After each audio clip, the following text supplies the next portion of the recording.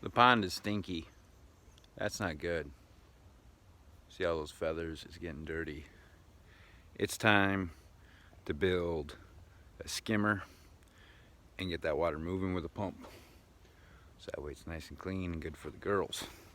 So I've been contemplating, where am I gonna put my skimmer? How am I gonna build my skimmer? And I've been rolling back and forth, thinking pretty much all afternoon. Almost most of the day actually, because it's like, what design do I want to use? How do I want this to work?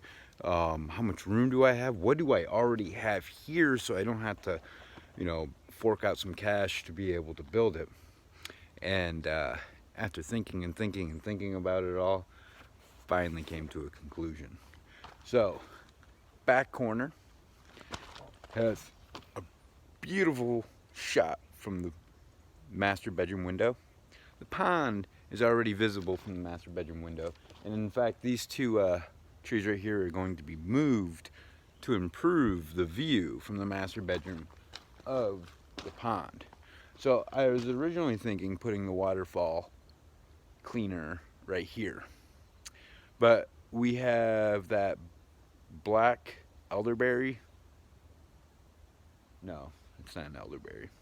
Hawthornberry, black hawthornberry growing right here, and I just didn't want to end up disturbing the roots too much, especially with how young it is.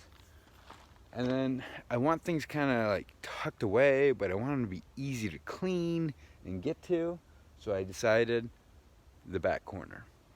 One of the first reasons for that being is, if I'm going to make a waterfall and I'm going to make it beautiful, I want to be able to see it from the window, and I want whoever buys the place, again the same, to have that beautiful view.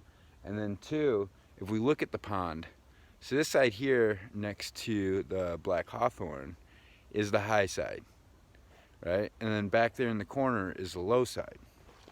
And then the secondary aspect of this too is, okay, where do I want to go to clean this thing? Because this thing has to be cleaned all the time. Do I have to, especially with the ducks, if the next owners don't have ducks and fowl in here, then it won't have to be cleaned as often, but still, it'll be a pretty waterfall. So where exactly, and how exactly am I going to install this so it's easy, but yet out of sight, out of mind? See, I was thinking over there, but then it's like, that thing's going to be producing leaves and different things. It might end up falling into the filtration system and causing some issues. And then I was like, okay, back here, we can walk back here pretty easily. We can get around here. And then aesthetically, everything's hidden. So I figured if I put the sump right here, the skimmer right here, look at this area. I got perfectly enough room for that 50-gallon plastic tank that I have. I'm about to show you here in a second. So I can dig it down, have the water flow into here to clean the water, and that would be an easy place to get to collect and clean the feathers out of.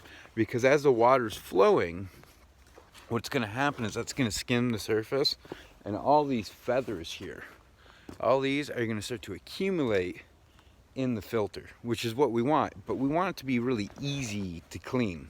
And then we also want it so it's more natural, and we're not going to have to worry about the pump having issues too much. And then we also want it easy to be able to get the pump out if need be. So you can see it's like a war zone of ideas here. I'm like, okay, what do I have here and how do I use it? So what I came to the conclusion of is this barrel right here. We're going to bury that completely.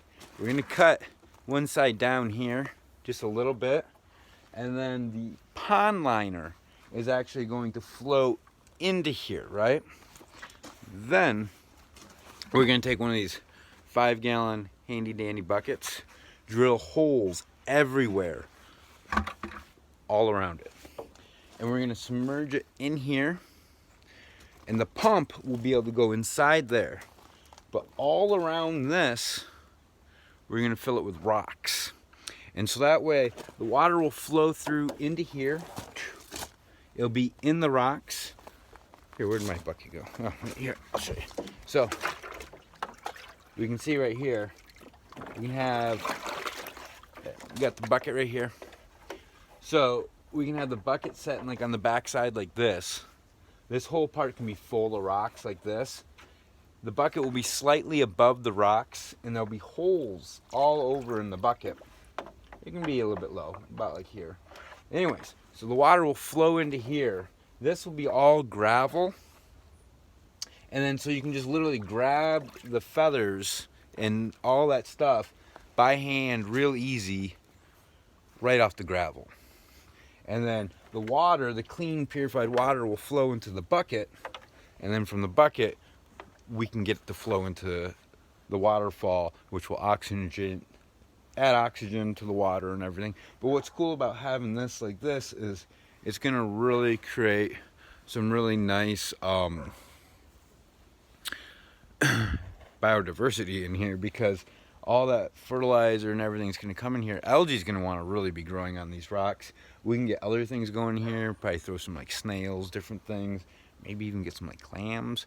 It'd be really nice to get some freshwater clams to put in here. But having this to the side, we can do things like that. Like we can just pull out some of that rock and throw some clams down in there or whatever to really get that filtration going. So I'm going to start building this, and over the next couple days, and as I dig this out, I'll show you more and more content as it rolls along. So, do you have that idea in your mind? Can you see it? Can you vision it? This. Filled with rocks, holes in the bucket, pump in the bucket. Super simple. You can always get to the pump, always can fix it. Then we can put something over top of the whole thing to make it look pretty, and we can simply pump out the water to the waterfall and have it go over the side and make it look beautiful. So with that, now that I have a plan, it's time to get digging. I'll see you in the next video. Make sure you hit the like and subscribe button so you don't miss out and you learn how I did this.